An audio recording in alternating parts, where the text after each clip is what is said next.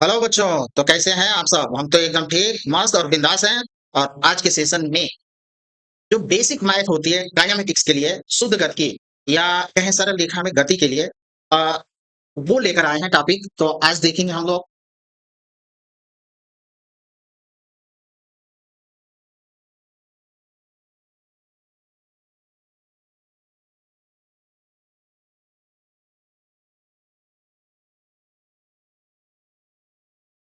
Hello बच्चों, तो कैसे हैं आप सब? हम तो एकदम ठीक, मस्त और बिंदास हैं। और आज के सेशन में लाए हैं हम बेसिक मैथ क्लास 11 के लिए सरल रेखा में गति, जिसको शुद्ध गति काइनेमेटिक्स कहते हैं, के लिए काफी इंपॉर्टेंट है। उसके बिना, बेसिक मैथ के बिना फिजिक्स जो होता है आगे का रास्ता कठिन होगा। तो ये हमारा टॉपिक है काइनेमेटिक्स के लिए बेसिक मैथ। और इसमें हम लेंगे डिफरेंशिएशन। तो ये फिजिक्स पर्पस से है। अवकलन। अब जो हमारा कैलकुलस होता है, जो कलन गणित होता है, उसके दो पार्ट होते हैं। एक को बोलते हैं अवकलन और दूसरे को बोलते हैं समाकलन।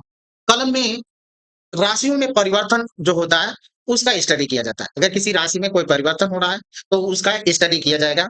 जैसे हम कोई गेंद है ऊपर की तरफ फेंक दें या ऊपर से नीचे की तरफ फेंक दें, तो उसमें चेंजिंग आती है।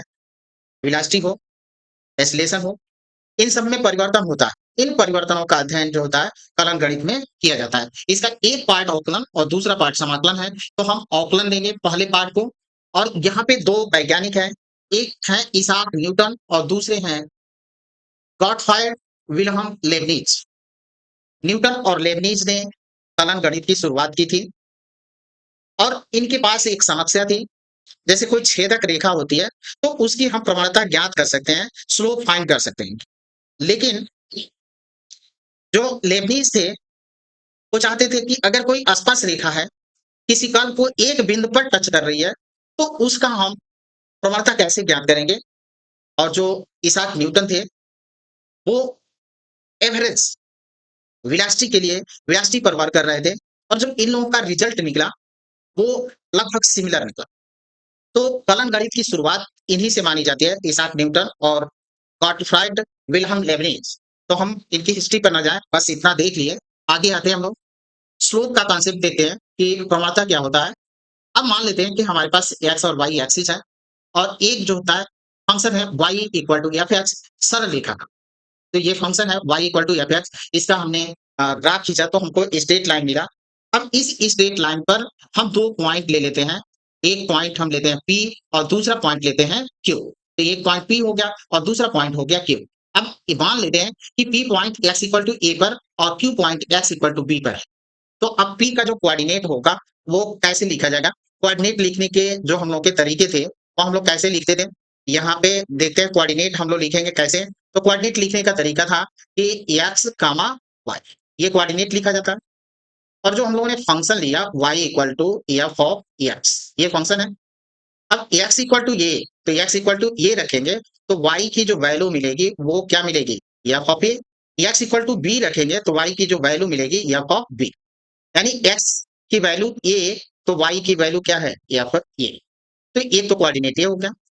और जब एक्स की वैल्यू बी है, तो वाई की वैल्यू क्या है? F B. ये हमारे पास दो वैल्यू। ठीक। अब पी और क्यू का हमने कोऑर्डिनेट लिख लिया। अब स्लोप फाइंड करना है। जो हमारी ये रेखा है, सरल रेखा है, इसकी प्रवणता हमको फाइंड करना है। तो हम क्या करते हैं, यहाँ से स्लोप पी और क्यू से हम, ये पॉइंट हमारे हैं। और जो डिफरेंट है, ये देख लेते हैं पी और वो पॉइंट एक ले लेते हैं डेल्टा एक्स। और दूसरा है क्यू, वो है डेल्टा। अब यहाँ पे मान लेते हैं कि एंगल है वो है थीटा। तो जब एंगल थीटा है तो यहाँ पे लेते हैं tan थीटा। और प्रवणता ज्ञात करने का फॉर्मूला क्या था? यम इक्वल टू होता है, यम इक्वल होता है tan tan theta equal to होता है y2 minus y1 upon x2 minus x1। ये फार्मूला था।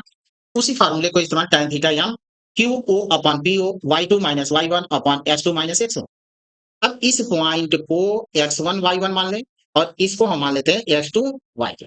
तो हमको जो स्लोप ना, अभी तो यहाँ पे slope tan theta M equal to Q O upon P O equal to y2 minus y1 upon x2 minus x1। y2 minus y1 को हमने क्या लिखा? चेंज। और इसको क्या लिखेंगे? एक्स, डेल्टा एक्स, इस तरह से लिखा। अब फॉर्मूले से देखें, तो tan थीटा इक्वल टू होता है लंब बटा आधार। तो लंब हमारा कितना है डेल्टा वाई, आधार कितना है डेल्टा एक्स, तो delta Y upon delta X भी हम लोग लिख सकते हैं। अब यहाँ पे डेल्टा वाई इक्वल टू, अब ये हमारा कितना है x1 y1 और ये क्या है x2 y, और delta Y equal to y2 minus y1, तो y2 कितना है fb, y1 कितना है fa, तो fb minus fa। Delta x ले लें तो delta x x2 minus x1, तो x2 कितना है b, x1 कितना है a, तो हमने लिख लिया b माइनस a। तो अब यहाँ से एक b की वैल्यू फाइंड करें तो ये इस तरफ आएगा, तो हम लिख सकते हैं b equal to delta x plus a, m equal to delta y upon delta x equal to fb minus fa upon delta x, और b की जगह पर हम क्या लिख सकते हैं delta x plus a minus fa upon delta x। ये हो गया प्रवणता। अब यहाँ पे आएंगे हम लोग x और y लेते हैं। अब अगर कोई कर्व है तो सरल रेखा की तो स्लोप हम लोगों ने आसानी से फाइंड कर लिया, लेकिन कर्व है तो इस कर्व पर अगर कोई स्पर्श रेखा करे तो एक स्पर्श रेखा ये हो सकती है, एक स्पर्श रेखा ये हो सकती है, और भी मेनी स्पर्श रेखाएं जो टेंजेंट है उसको हम खींच सकते हैं। यहाँ पे प्रॉब्लम आती है, यहीं पे कलन जो हमारा अवकलन है उसकी नीड्स होती है, जरूरत होती है कि अगर कोई कर्व है तो उसका हम स्पर्श रेखा की प्रवणता को कैसे हम ज्ञात करें। तो वक्र की प्रवणता स्लोप ऑफ कर्व, अब हमारे पास एक ये है सर्किल है, और सर्किल के शेष पार्ट ये वाले पार्ट को अगर हटा देते हैं हम, तो हमको क्या मिल जाता है, ये कर्व मिल रहा है, और कर्व या ये जो दो पॉइंट है वो क्या कहलाते हैं छेदक। तो ये सेकंड लाइन इसको बोलते हैं छेदक रेखा, और इसके अगर अगर इसका कोऑर्डिनेट एक्स और इसका एफ एक्स है एक्स कमा वाई, तो ये डिस्टेंस आप देखें तो इसका जो कोऑर्डिनेट होगा एक्स प्लस एच और इसका या फिर एक्स प्लस ए, तो इसका हम स्लोप आसानी से फाइंड कर सकते हैं प्रवणता। तो छेदक रेखा पहले ही मैंने बताया, छेदक रेखा की प्रवणता आसानी से y2 minus y1 upon h2 minus x1 delta y upon delta x, और ये लिख सकते हैं या फिर x plus h minus f x upon x plus h minus x, यानी ये आप देखें तो ये है x1 और ये है y, ये है हमारा y1 और ये है x2 और ये है y2। तो y2 कितना है f x प्लस h और y1 कितना है f x, ये कितना है x प्लस h और ये कितना है x, तो ये हमने x से x कैंसिल भी हो जाएगा। तो ये छेदक रेखा की प्रवणता है। लेकिन हमको या लेबनीज की जो समस्या थी वो चाहता था कि अगर कोई लाइन इसको इस कर्व को टच करते हुए ऐसे जाए तो इसकी प्रवणता क्या होगी, इसका स्लोप क्या होगा। लेबनीज की ये समस्या थी और उसी से उस समस्या के निदान में ही औकलन या कलन गणित की शुरुआत हुई। तो यहाँ पे ले लेते हैं हमारे पास पी पॉइंट और ये क्यू पॉइंट। अब यहाँ पे देखें कि अगर क्यू हमारे क्यू जो होता है शिफ्ट हो जाए, क्यू पी की तरफ आए, पी की तरफ आ रहा है, तो देखिए कि ये जो छेदक रेखा है वो क्या बन जा रही है, टेंजेंट बन जा रहा है। ये छेदक रेखा जो होती है टेंजेंट बन, यानी क्यू पी को जब अप्रोच करेगा, क्यू पी के करीब होगा, तो क्या छेदक रेखा किसमें बन जाएगी, स्पर्श रेखा में बन जाएगी, टेंजेंट में बन जाएगी। यही कॉन्सेप्ट जो होता है लेबनीज लगाते हैं, और ये दोनों के कोऑर्डिनेट है। अब ये कह रहा है कि जब क्यू पी को अप्रोच करता है तो छेदक रेखा स्पर्श रेखा की प्रवणता में बदल जाती है। छेदक रेखा स्पर्श रेखा की प्रवणता में यानी स्पर्श रेखा में बदल जाती है। अब tan थीटा यही dy upon dx equal to f dash h limit h tends to 0 f x plus h minus f x upon h, यही हम लोग का स्लोप है। ये छेदक इतना पोर्शन छेदक रेखा की प्रवणता थी, और जब क्यू पी को अप्रोच करेगा, क्यू जो होता है क्यू पॉइंट जो होता है पी के करीब पहुंचेगा, तो छेदक रेखा किसमें बदल जाएगी, छेदक रेखा स्पर्श रेखा की प्रवणता में बदल जाएगी। तो ये छेदक रेखा की प्रवणता स्पर्श रेखा की प्रवणता में चेंज हो गई। अब ये फार्मूला है, इस फार्मूले का बहुत ज्यादा यूज नहीं है, हमने बेसिक आर्ट में बताया। अब आते हैं आएंगे इसके मैं वो देख लेते हैं। तो यहाँ पे तो कर्व है, और ये वही कॉन्सेप्ट यहाँ पे dy upon dx equal to f dash x equal to limit h tends to 0 या फिर x plus h minus f x upon h।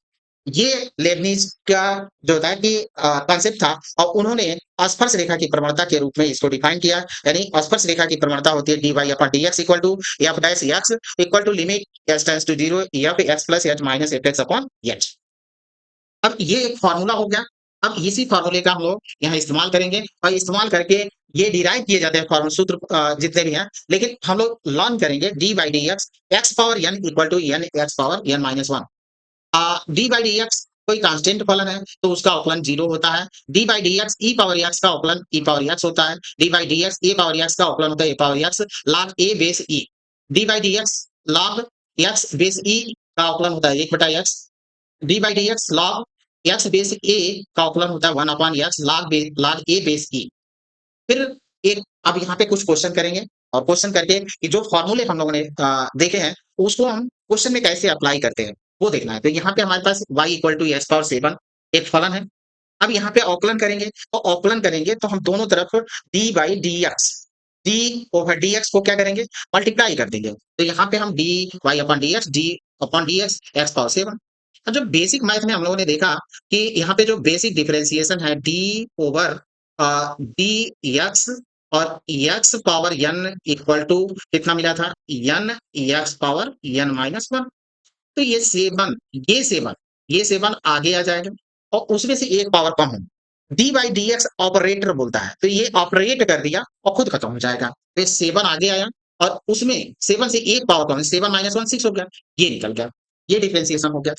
अब एक और एग्जांपल्स लेते हैं, D by Y equal to x power 7/2 हो, तो फिर वही D Y upon D x, D by D x, x power 7। अब ये 7/2 कहाँ आएगा, आगे आएगा और उसमें से एक पावर को हम कम कर देंगे, तो D Y upon D X 7/2, X power 5/2, यानी 7/2 में से जब हम 1 सब्ट्रैक्ट करेंगे तो 7 माइनस 2 अपॉन 2 कितना मिल जाएगा, 5/2। तो ये पावर हो गया 5 लीटर।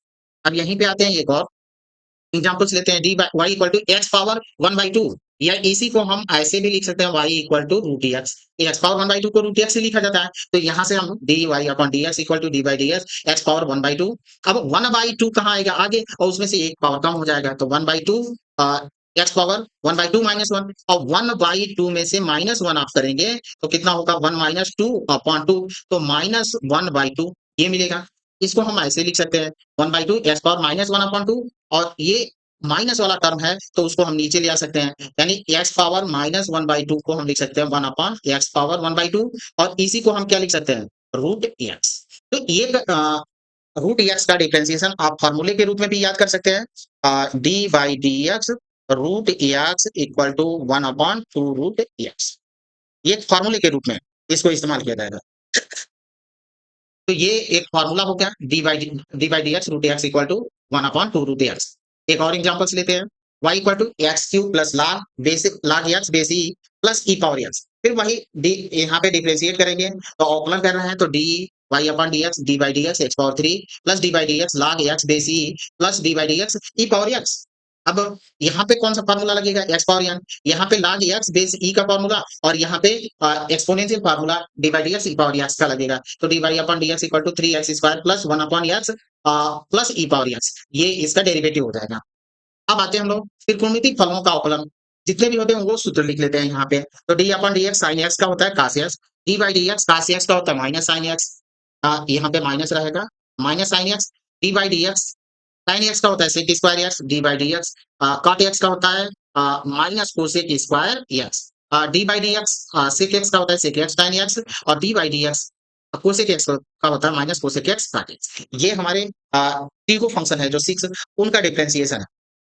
अब प्रतिलोम मतलब इनवर्स वाले प्रतिलोम त्रिकोणमिति फलनों का अवकलन देख लेते हैं, तो d by D x sine inverse x equal to 1 upon under root 1 minus x square. अब लर्न करने का तरीका है कि जब अगर कास हो जाए तो सेम वही होगा लेकिन निगेटिव साइन लग जाएगा, तो d by D x cos inverse x का होगा minus 1 upon under root 1 minus x square, d by D x tan inverse x का होता है 1 अपॉन 1 प्लस एक्स स्क्वायर, और काट का निगेटिव होता है सेम उतना ही निकलता है, तो d by D x cot inverse x equal to minus 1 upon 1 plus x square, d by D x sec inverse x का होता है 1 upon x under root x square minus 1, और कोसेक का इतना ही होता है लेकिन नेगेटिव होता है, तो यहाँ पे कोसेक कोसेक इनवर्स एक्स ये मिलेगा।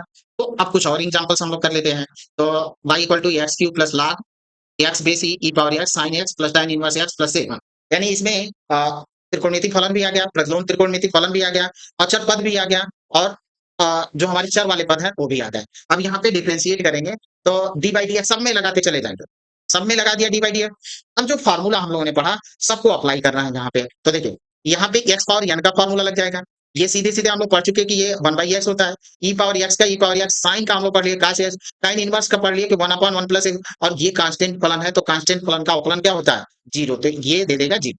अब आप सबका लिखिए, तो ये पावर 3 आगे आया, उसमें से एक पावर कम हो जाएगा, 3x square plus 1 upon x plus e power x plus इसका साइन का काश हो गया, और इसका 1 अपॉन 1 प्लस एक्स स्क्वायर, इसका हो गया 0। तो ये रिजल्ट मिल जाएगा, d Y upon D x equal to 3x square plus 1 upon x plus e power x plus cos x plus 1 upon 1 plus x square. अब आ गया प्रोडक्ट रूल। प्रोडक्ट रूल मतलब लेबनीज प्रोडक्ट रूल बोलते हैं, इसमें double function होगा, दो function होगा, तो कैसे हम फार्मूले को अप्लाई करेंगे, यहाँ पे D upon D x you और भी दो फंक्शन है, उसको हम डिफरेंशिएट करेंगे, तो एक फलन को छोड़ देते हैं, कोई भी फलन फर्स्ट मान सकते हैं, यहाँ पे हमने इसको फर्स्ट मान रखा है, इसको सेकंड, तो फर्स्ट फंक्शन यू को छोड़ दिया और v का हमने क्या कर दिया अवकलन, अब v को छोड़ देंगे और किसका अवकलन? फर्स्ट फलन का अवकलन कर देंगे। तो ये हमारे हो जाएगा प्रोडक्ट रूल। अब आ जाते हैं हम लोग एग्जांपल्स लेते हैं। y equal to x cube log x base e, तो डबल फंक्शन है। अब इसको हम फर्स्ट मान सकते हैं, इसको सेकंड। आप किसी को भी चयन कर सकते हैं, इसमें कोई प्रतिबंध नहीं है कि इसी को फर्स्ट माने, इसी को सेकंड माने। अब यहाँ पे प्रोडक्ट रूल लगाएंगे, d Y upon D x equal to d by D x x cube log x base e, तो हम एक्स क्यूब को पहले छोड़ देते हैं और लॉग बेस ई लॉग एक्स बेस ई का कर देते हैं। अब लॉग एक्स बेस ई को छोड़ेंगे, फिर किसको करेंगे? X cube. अब आप इसका देखिए, इसका हम लोग फार्मूला पूरे टर्म्स का फार्मूला पढ़ा 1/x, और ये एक्स पावर एन का फार्मूला, तो 3 आगे आया, उसमें से एक पावर कम हो गया, तो इसको हम ऐसे लिख सकते हैं एक्स क्यूब और इसका 1/x नीचे लाए लॉग एक्स बेस ई, और इसका ये 3 होगा 3x स्क्वायर, ये मिलेगा हमको। हम इसको थोड़ा-सा सिम्प्लीफाई कर लेते हैं, तो यहाँ से 2 पावर हो गया। अब यहाँ पे भी एक्स स्क्वायर दिख रहा है, यहाँ पे भी एक्स स्क्वायर, तो हम एक्स स्क्वायर को कॉमन ले लेंगे, तो यहाँ पे ये 3 है, एक्स स्क्वायर को हम कॉमन ले लेंगे, तो हमको मिल सकता है। अब एक आता है कोसेंट रूल, इसको बोलते हैं लेबनीज़ कोसेंट रूल। भागफल वाला अगर पद हो तो कैसे करेंगे? गुणनफल वाला पद तो हम लोगों ने देख लिया, अब यहाँ पे भागफल वाले पद का देखते हैं। तो यहाँ पे 2 फंक्शन है, d by D x, u by v. तो पहले हम v को ऊपर ले जाके छोड़ते हैं और किसका? u का डिफरेंशिएशन अवकलन करते हैं, फिर माइनस लगाते हैं, u को हम छोड़ते हैं, फिर जो नीचे वाला टर्म है उसका अवकलन करते हैं, और नी अपान में डिनोमिनेटर में जो पद है उसका स्क्वायर हो जाता है। एक इस पर एग्जांपल्स ले लेते हैं। तो एग्जांपल्स ले लिया, y equal to x cube upon a square plus x square. X cube हमारा u हो गया और a square plus x square हमारा हो गया 3। चलिए इसको करते हैं, तो हम लोग क्या करें? D Y upon D x, D by D x x cube upon a square और प्लस एक्स स्क्वायर। तो अब v यहाँ पे v है, तो v को हमने लिखा v a square plus x D by D x x cube minus x cube D by D x a square plus x square upon में ए स्क्वायर प्लस एक्स स्क्वायर का whole square. अब देखिए, इसको आपको कुछ नहीं करना है, क्योंकि इसके साथ D by D x operator है वो नहीं लगा हुआ है, तो उसको ऑपरेट करेगा नहीं, इसको करेगा। तो एक्स पावर एन का फार्मूला लगाएंगे, तो 3 आगे आएगा, उसमें से एक पावर कम। यहाँ पे ये जो है कांस्टेंट टर्म है, यहाँ पे एक्स है और यहाँ एक्स नहीं है, तो कांस्टेंट टर्म का अवकलन क्या था? 0, और एक्स स्क्वायर है तो 2 पावर आगे आएगा, उसमें से एक पावर कम हो जाएगा। तो फिर हम इसको ऐसे d Y upon D x a square plus x square 3x square minus x cube 0 plus 2x upon a square plus x square का होल स्क्वायर, ये लिख सकते हैं। ठीक है, तो ये हाँ, अब इसमें से आप चाहें तो ये 2x है और ये x है, तो सिंप्लीफाई कर सकते हैं इसको, और इसको सबको मल्टीप्लाई कर लेते हैं हम, तो सिंप्लीफाई भी कर सकते हैं 3a स्क्वायर, और यहाँ से इसके साथ x square plus 3x4 minus 2x4, 3x4 में से 2x4 कम हुआ तो कितना मिलेगा? x पावर 4, तो हमको मिल जाएगा 3a square x square plus x power 4 upon a square plus x square पर पावर होगा 2, ये मिला हमको। अब आते हैं हम लोग चेन रूल क्या होता है, और जरूरत जिसको श्रृंखला नियम बोलते हैं, इसकी आवश्यकता क्या हुई, क्यों हम इसका इस्तेमाल करते हैं, तो वो हमको देखना है। D Y upon D x को हम क्या लिख सकते हैं? D Y upon d t into d t upon D x. अब ये डी टी और ए डी टी हमारा कैंसिल आउट हुआ, तो हमको d Y upon D x ही मिला, कोई चेंजिंग नहीं आई। तो हम लिख सकते हैं, इसमें और भी टर्म्स हम मल्टीप्लाई करके आगे भी बढ़ा सकते हैं। अब यहाँ पे हमारे पास एक क्वेश्चन है y equal to root tan x।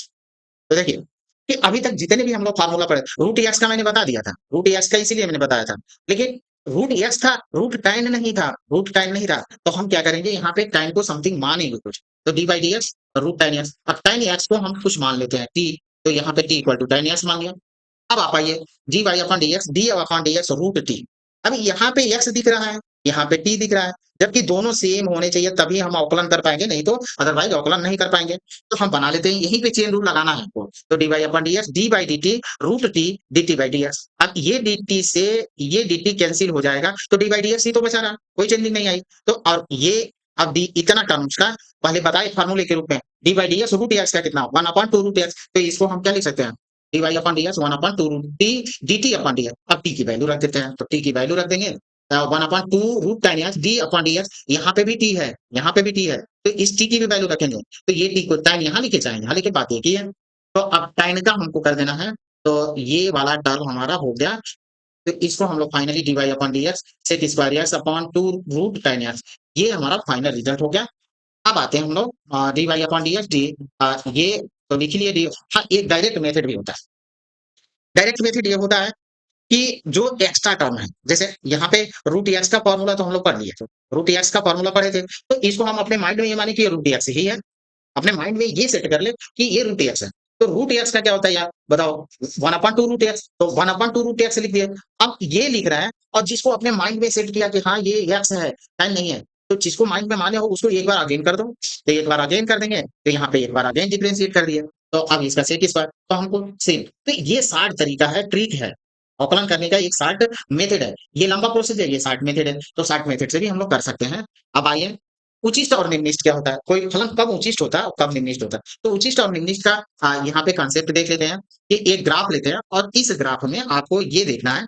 अब ये 2 चीज़ 2 जगहों पर आप फोकस करें, एक यहाँ पे और एक यहाँ पे। तो क्या ग्राफ का ये उचिष्ट पॉइंट नहीं दिख रहा है और नीचे वाला निम्निष्ट नहीं दिख रहा है? तो ये लेकिन आप ये देखिए कि जब कर्व है वहाँ पे स्लोप हमारी क्या हो जा रही है? जो कर्व है टेंजेंट हम लोगों ने ड्रा किया वही तो कर्व का स्लोप था।